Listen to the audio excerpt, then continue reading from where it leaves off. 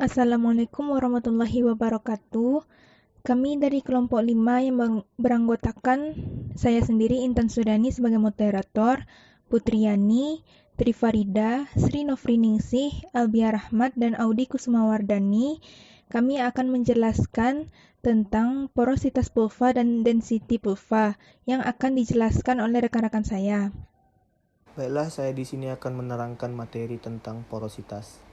Porositas atau rongga dari serbu adalah perbandingan volume rongga terhadap volume bulk dari sebuah pengepakan yang dinyatakan dalam persen. Berikut adalah rumus dari porositas.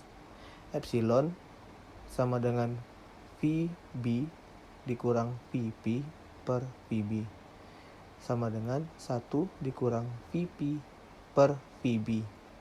V sama dengan VB dikurang VP, di mana VP adalah volume sebenarnya dari partikel dan VB adalah volume bulk. Baiklah, saya akan membacakan materi tentang density pulva atau kerapatan partikel. Kerapatan atau density pulva secara umum didefinisikan sebagai berat per satuan volume. Yang pertama, kerapatan sebenarnya. Kerapatan sebenarnya adalah kerapatan dari bahan itu sendiri, tidak termasuk rongga dan pori-pori.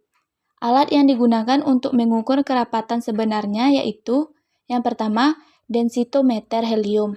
Densitometer helium digunakan untuk menentukan kerapatan serbuk yang berpori. Yang kedua, piknometer.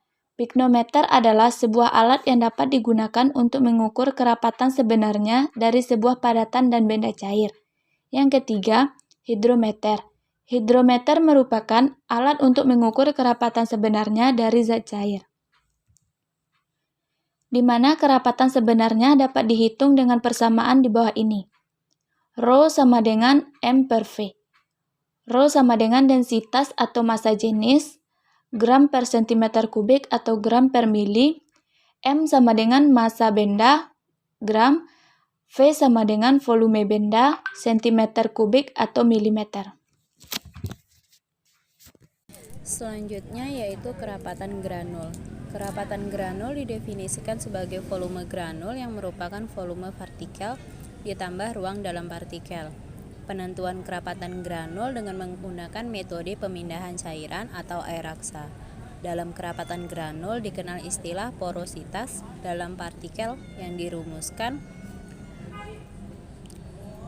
volume sebenarnya dikurang volume partikel bersama dengan pori-pori dalam partikel dibagi dengan volume sebenarnya, atau 1 dikurang volume sebenarnya per volume dari partikel bersama dengan pori-pori dalam partikel, atau 1 dikurang rho kecepatan granul dibagi kerapatan sebenarnya.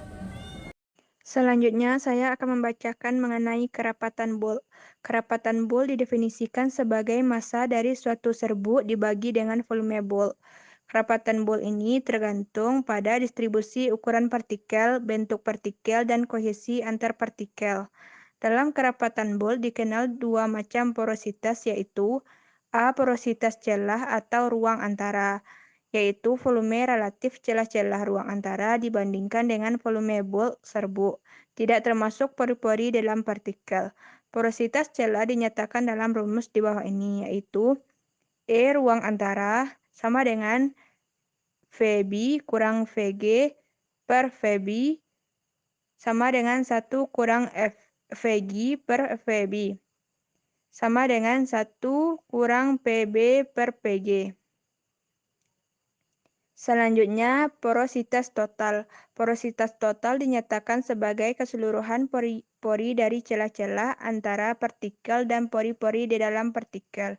Porositas total dinyatakan dalam rumus sebagai berikut, yaitu E total sama dengan VB kurang VP per VB sama dengan 1 kurang VP per VB, atau sama dengan 1 kurang PB per P, di mana VB volume bulk, VP volume bahan padat itu sendiri.